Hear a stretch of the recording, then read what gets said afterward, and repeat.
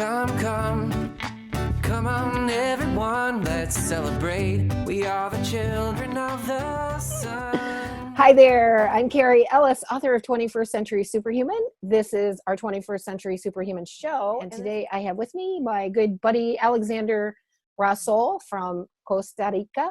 Hey, Alexander. Good afternoon. And I know you were just out surfing this afternoon. Let's make a bunch of people. Life's a beach, baby. Yeah, I know. I love it. I just visited you for 5 or 6 weeks and had so much fun down there. And what a great way to choose to follow your bliss, to live in your heart. We're going to talk about deprogramming and how we have these programmed responses that come up from our cultural training, from our genetic memory, and how to enter into the now moment and bring ourselves out of those. How do we recognize and start clearing that old data when it comes up, when we're going into these automatic response patterns to things? I would just start with saying that the programming of all human beings, it begins before they're born, if not when they're born, in the process that I learned in university called acculturation. And depending on what culture you're born into, whether it's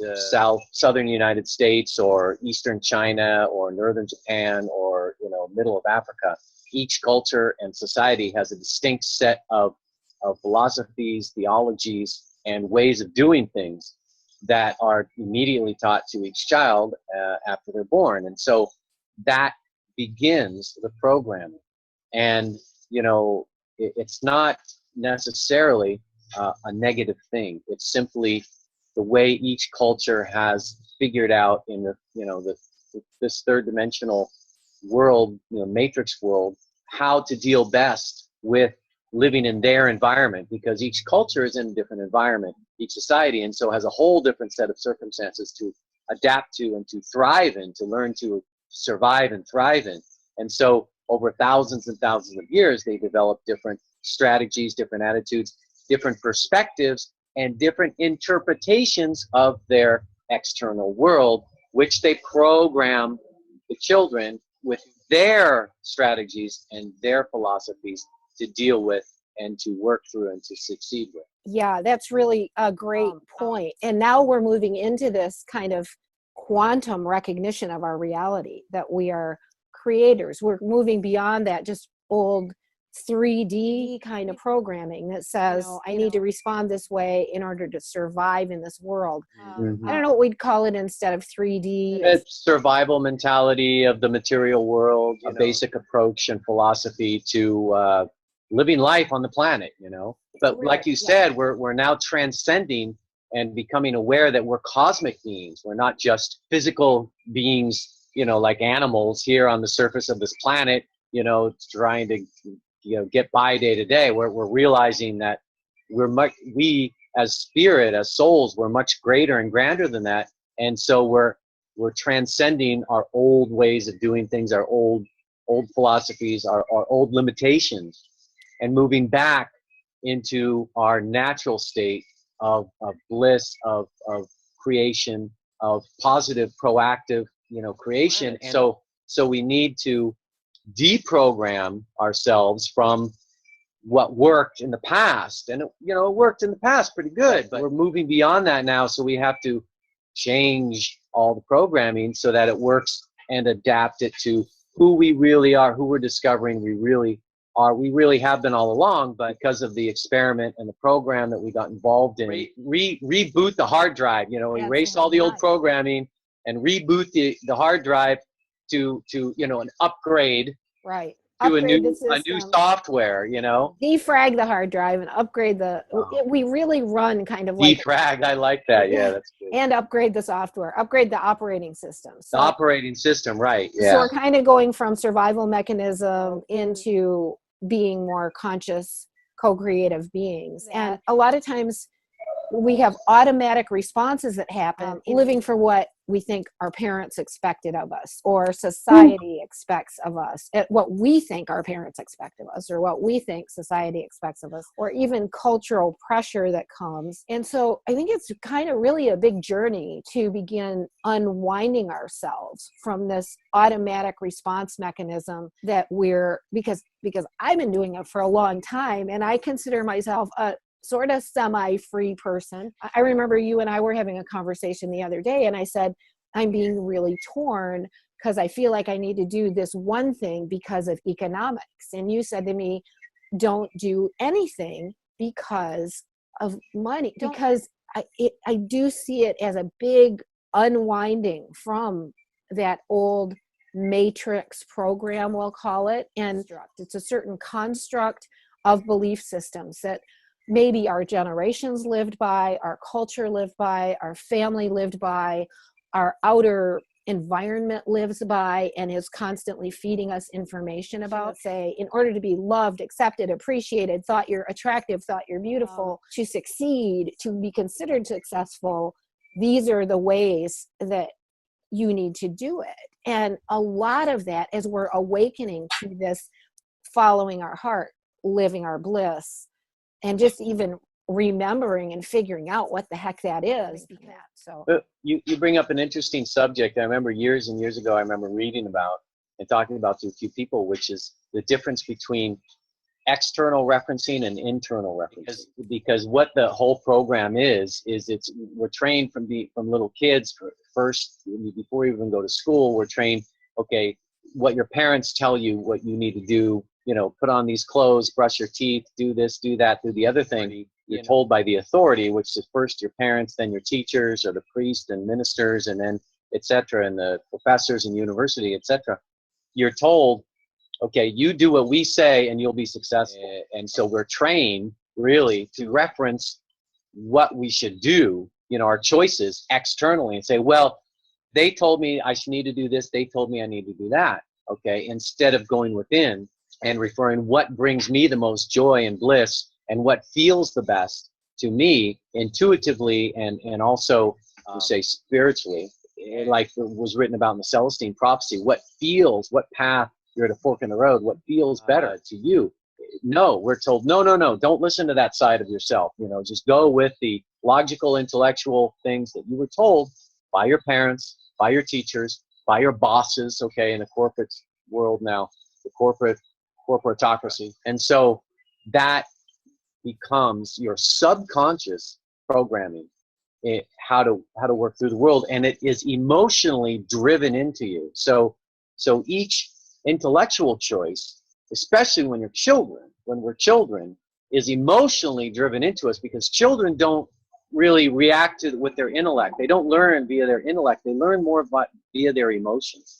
And so obeying authority, survival, emotionally right for survival, because they're little tiny people and their parents are so big. So it's just, they have to learn how to psychologically deal with their parents and conform to what their parents want in order to get what they need, because they can't physically just take from their parents, So, survival mechanism, right?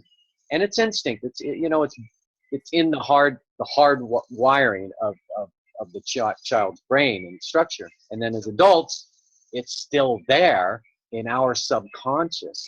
And so what you've written about and what I've heard many times around, especially recently, is that 95% of most people's reactions in life to their circumstances, to situations, are subconscious. They don't even know why they react in anger or sadness or whatever emotionally to events, and they never analyze why. They never ponder why. They never reflect about why they react certain ways. And those are deep subconscious programs, and those are the things that need to be, first of all, recognized.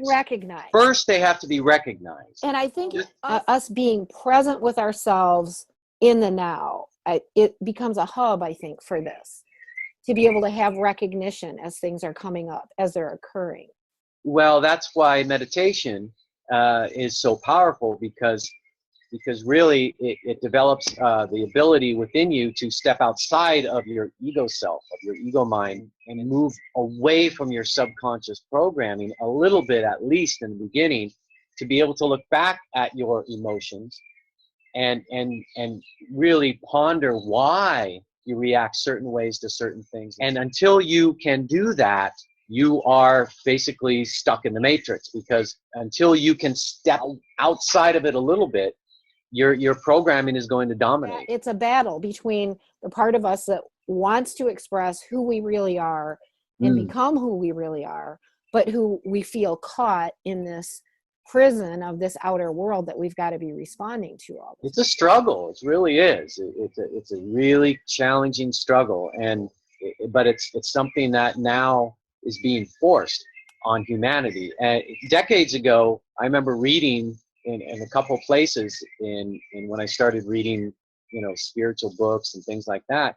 It says, I remember it saying in a couple of authors, it said, right now, if you start right now going through the process, analyzing yourself and going within and your subconscious fears, looking at your fears and rooting them out, etc., believe me, it'll be much easier down the road in time when there will no longer be a choice. Well, we have arrived at the time, in linear time, there's no longer a choice.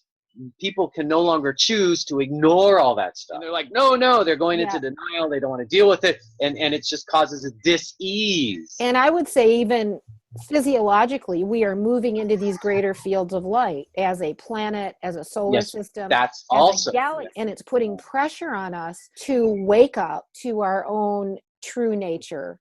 We're being pushed, like anything that's outside of love, outside of our alignment, is kind of being pushed to the surface. And for us to take a look at. By the way, I love the birds. I'm hearing the birds there with you, and they're so beautiful. And just to mention, you have like a little hostel there, which is such a great place. And it was so much fun to get to stay there. And if anybody wants to go to Costa Rica, man, get a hold of Alexander, because the Elan tree now is the flowers are coming up that time of the late afternoon. And oh my God, that was so wonderful. So beautiful. Right. Yeah. So it's really a nice energetic place to go to. A lot of people that have stepped out of the system are having maybe struggles economically. And I listened to Dolores Cannon today for a while, and she's so great lady. And she did all this deep hypnosis, taking people into past lives and stuff. And the guy who was interviewing her said, oh yeah, what about financially struggling when you really do what you want to do? And she said, I'm not struggling. She goes, my life is filled with abundance because I'm doing what I really, really, really love.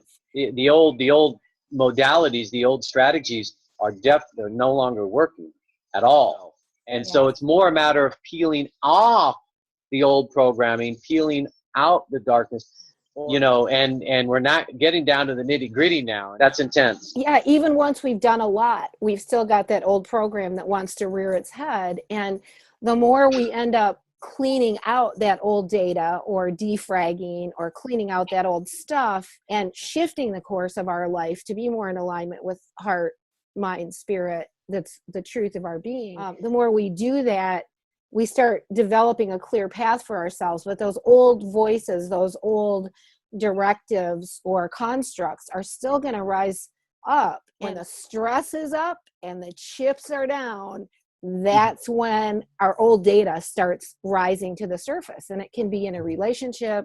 It can be in how we're supporting ourselves. Also, what's even more alarming to a lot of people is that maybe they're doing a wonderful job, defragging their own hard drives and rebooting their own memory and putting in, new et cetera, and working on themselves.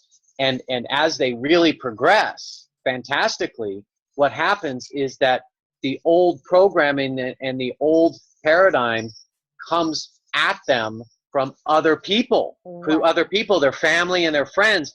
And it happened to me. When I moved here initially, my whole family was just shocked. And they, trying to get me to not do that because it brings out the fear in them. Right. And so, because if you step out of the box, if you step out of the old paradigm and do something, radical, quote unquote, it threatens their old programming, and so they go into fear. Yeah, a couple of thoughts that come up What to do about about that are, I think some of this varies by age. I think older generations probably have more deeper programming that they're working on releasing, and a lot of the younger ones, it's almost like they're coming in, some of them are coming in without as much heavy karma, or they're coming in at a different level of evolution. And I think you see that in your work, and I do in my work when I'm out teaching workshops and you're coaching. At the Envision Festival, yeah, we both saw that. Definitely. And then the other thing is, the flip side of what you just said is, it's also easy to start projecting our stuff on someone else. You and I have had this conversation the last few days too, about me being concerned about a friend who has cancer and is working on it in a various way. I've got one who went the natural route, and then one who defaulted and said, I'm just going to go back into the conventional system. And it's obviously basically probably going to take them off the planet sooner. And everybody's got their soul journey. For us to be projecting into, well, is that right or wrong for another person? We're each kind of growing through the system in the best way we can. The only person we can change is ourselves. There really is no out there. When we see something that's bothering us about somebody else or how they're choosing to do it, we're potentially mirroring some old data within ourselves. Right. And so judging. We've got blame, hostility, fear, and then judgment and control are the more subtle ones, you know. And so judging or wanting to control how somebody else is living their life is us stepping outside of love. It's us stepping outside of our hearts. And the greatest way we can change anything is to begin noticing our own stuff when it comes up and going.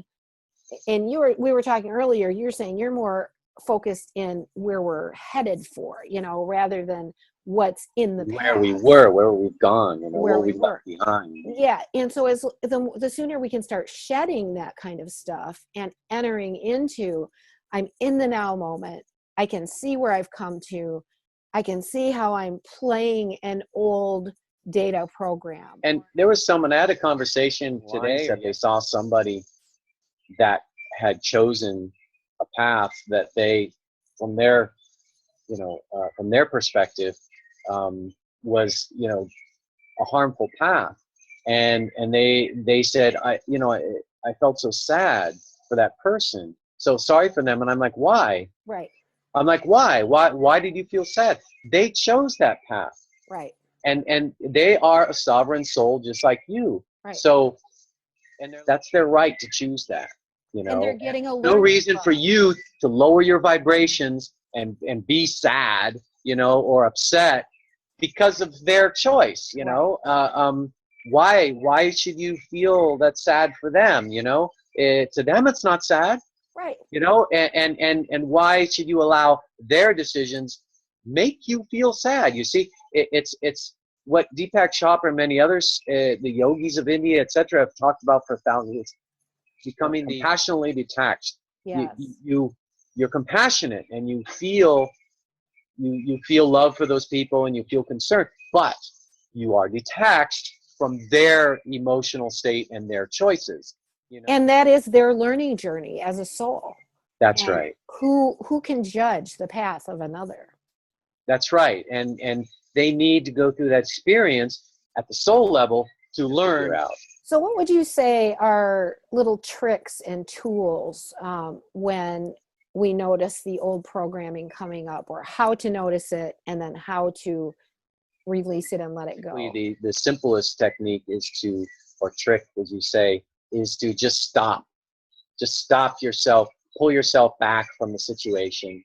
You know, even if it's going on around you, you could reflect, you know, step back, reflect on maybe. Telling ourselves the truth is probably the most powerful thing I know of. Being truthful with yourself is scary because you literally have to disengage from all these social patterns and conformities that you've been programmed all your life to cater to.